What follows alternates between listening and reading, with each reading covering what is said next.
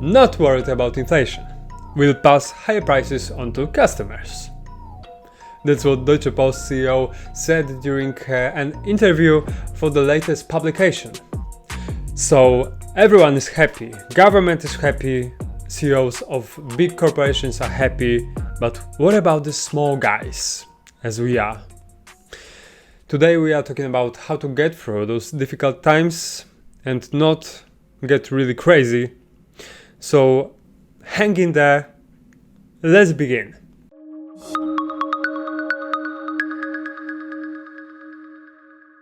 And let's jump to market mover section, and on the trading economics we already had some data from the euro area yesterday, where we could find that retail sales has diminished a bit its pace. The market services PMI final from Germany is right now showing the pace of a growth unseen before. There is a record pace where we can find that the services PMI really surging even in terms of 10-year horizon of time. So the European largest economy is expanding despite latest lower data than expected. And covering data from euro area, I shouldn't omit PMIs from France, second largest economy of the bloc, where growth remained elevated but dipped slightly more than originally thought, where forecast has peaked 57 points. So we are still in this boost territory over 50. Very strong data for the whole eurozone. However, France is slowing its pace and also getting to this slowly getting to this late of 2017 time where PMI services PMI was nearly 60 points. And today we had data from Bank of England, where interest rate remained stable at 0.1% level, with a perspective for hiking its levels due in the course of this year. Data from the US, where initial jobless claims show that right now we are in this second straight week, falling week, where we have reached 385 points. However, we already been there and remaining at the same level for nearly 2 months. So that's nothing really optimistic for the US government. The number is markedly elevated compared to a weekly average of just over 200k in 2019. So the labor market, due to at least this one gauge, doesn't really thrive as it is expected. And on Friday we are waiting for publishing very important data from US non-farm payrolls. In terms of what to expect, consensus is at 900k point. Deutsche Bank's economists are even forecasting that non-farm payrolls will have risen over 1 million in July, which would be the fastest pace of jobs growth since late August. Won't we disappoint? Time will tell. And on Wednesday we had earnings data, where Roku has published data that has surprised the expectations of over 250%, that met with a price change of minus 8% about. That is owing to that Roku has delivered even more data during recent periods, and right now it's explaining this with a fact of slowing down streaming TV hours because of COVID restrictions eased and people were left in their homes more. And now let's get to the economy view, and we are talking about the shortages of products, supply chain issues, because this repetitive problem with those phenomena and the pandemic has exposed fragilities in the global supply chains, in markets, societies, infrastructure. So these dramatic experiences of the recent year has shown us that flow of goods and capital is more than so it's of the matter of more than any absolute levels.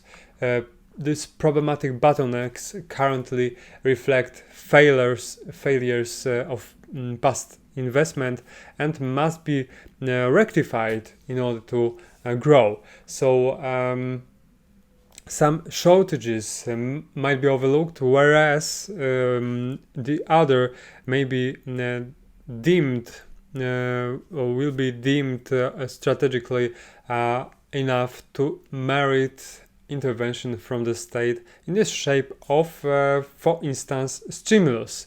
So there are some still work need to be done.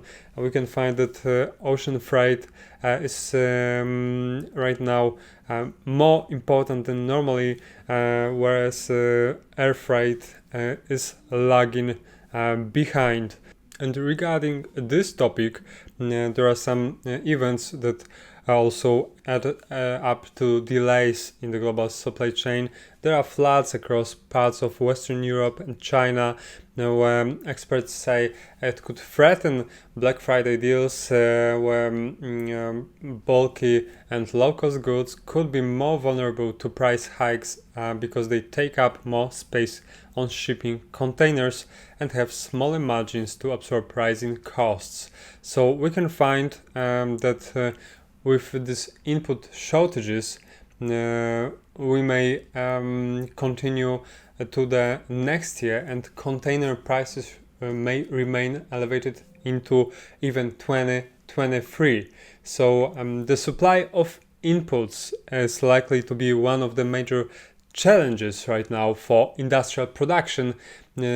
How will we get out of it? And the problem, it affects rising prices. We can see across the board. This data from Mishtalk finds that over 85% of US manufacturers report rising prices in those data from July. So rising production costs undercut the possibility of a transitory character of inflation narrative.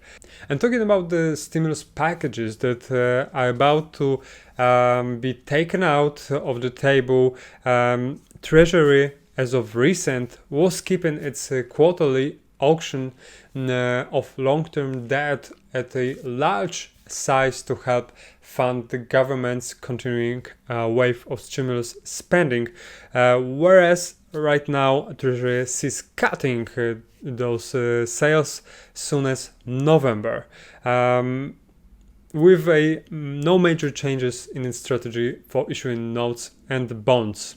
However, with a lack of this previous fiscal drip, the economy may have see a real problem trying to head back to the world before pandemic.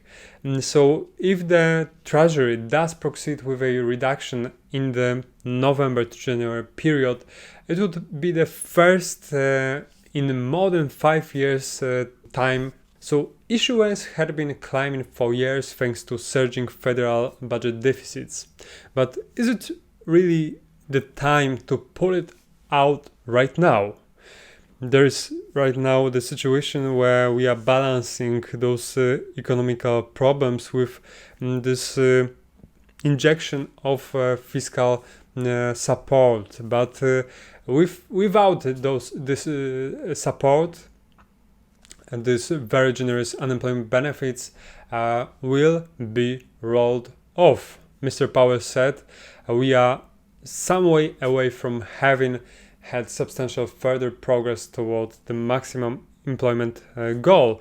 That was his word, and he seems to be see strong job numbers first. So as we are getting far from this target, so as you can see at the chart of labor force participation rate, we are right now in this kind of a backward square root sign pattern, where if job continues to gain at the same pace as they averaged over the past year, it will be around 2022 when the ADP will get back to the old highs, and it would take us about 2 or 3 even years to recover. Moreover, we have a problem not only with stimulus packages and also how to pull out those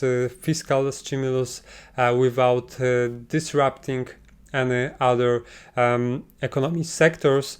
We have a problem also with GDP, where trajectory of government was to remain this US GDP at 7% level.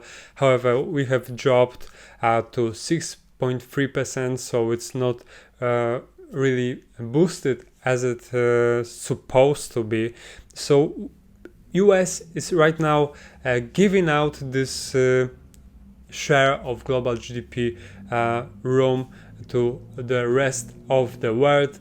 America's economic position will obviously depend on how quickly it can recover compared to those economies. However, recovery shouldn't follow the path of destroying its currency. We know that diluting the currency will diminish its purchasing power, so dollar may collapse into the abyss that may happen studying the history. Now getting to indexes outlook and talking about the phenomenon aside of the main indexes, because about the Robinhood and the Buzz ETF. So short squeeze stocks are the stocks that are the target of a specific group, for instance from Reddit, from 4chan, that are trying to find highly shorted assets and just take a bet opposite to what the main stream is doing. So undoubtedly these meme stocks that were short squeezed by those specific groups of investors has been an so this meme mania has been an advent that has done a lot to PK market interest in these stocks that carrying this exactly short interest, and one of these has become a Robinhood stock that was hated in the beginning of its debut, where the stock has slided, and it was the biggest drop of the after the IPO of the company of its of Robinhood size, and afterwards, after these short sellers were remaining their position, the opposite side of the bet has come and finally short squeezed them. So the narration that brought up those short sellers was that Robinhood infrastructure makes richer rich people rather than richer poor people. So that's why this hatred has come to this stock. Afterwards, short sellers has been cleared by short squeezers. So the traders that decided to just get those short sellers wrecked has aggressively bought Robinhood that was few days later has been squeezed to the enormous sizes, such as from 35 USD has surged to over $70, and right now is hanging on there for a while. So we can find that this whole act of short squeezing the stock has brought a lot of attention of investors for this stock, and also there is a speculation that Robinhood stock may be included into a buzz ETF that tracks the performance of the 75 large cap US stocks regarding the sentiment and bullish perception based on content aggregated from online sources such as social media and news articles, blog posts, and so on. So a Buzz ETF right now is at the level of $25, but it's remaining at the level that's supposed to send it higher because we are just remaining over this support at $25. So with Hood inclusion, that may be a catalyst that will bring another move to the north. So Hood, to some people, as becoming something like a final confetti cannon to mark the top of this bull market mania, meme mania. To others, it's just the beginning of something bigger. So it's very interesting to watch. And getting to crypto outlook, as of recent we've talked about Bitcoin and struggle with getting across this 42k level. So right now we are in this decisive point for this asset where I was speaking, it's more probable to get Bitcoin back to 35k level, to this local point of control on the VPVR chart. However, we are still trying to defend the lower 37k level. So what's of next? I don't want to make a pivot here, that what I was saying previously, but there is an argument that may acknowledge a future growth to the levels of over 41k. Just look at funding rates. Funding rates help identify overheating markets. Wherever there is a spike above average intervention of any exchange, lead to nearly always an impact on price decline. So we already had during recent surge 2 interventions of exchanges, but they haven't met with this exact drop as we were going through previously. So funding rates right now are weakening with those surges of price.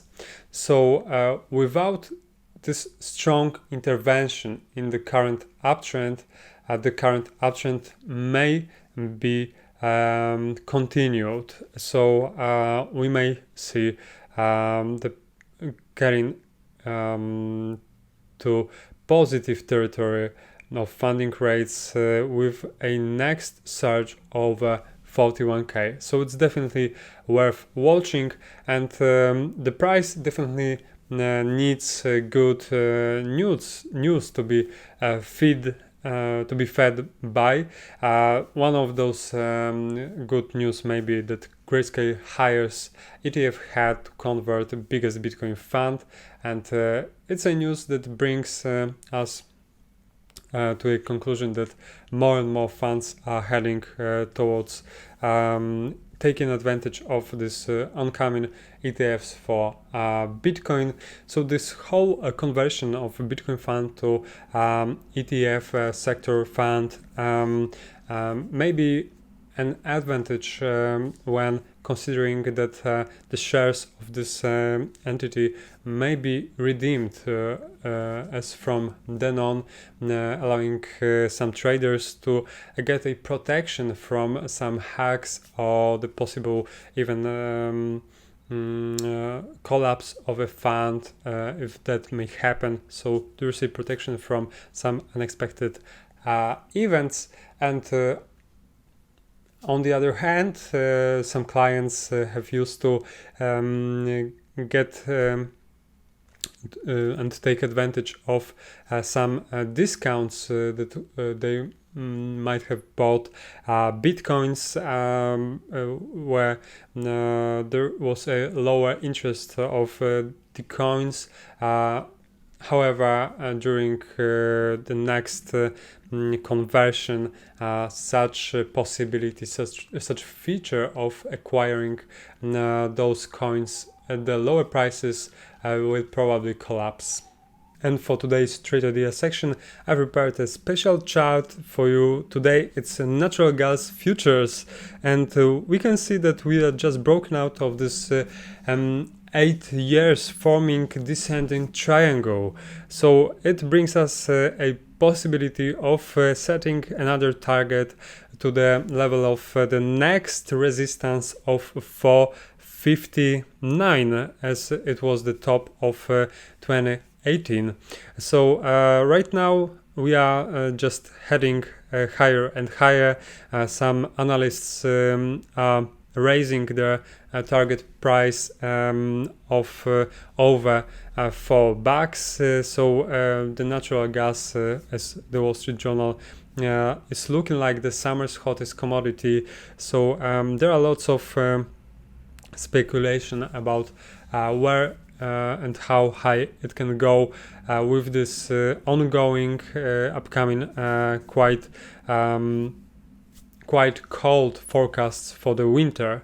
So with this large speculation selling out this natural gas position, but the commercials and small speculations still squirreling away this position, we can find that the possibility of getting slightly higher is still intact. And after confirming by retesting this higher boundary of this descending triangle, we can find that it will stay as a base for the future growth and give a possibility of getting to those levels. So if you would like to put the trade board for this trade, there will be something like this, with a possibility of getting 450 during this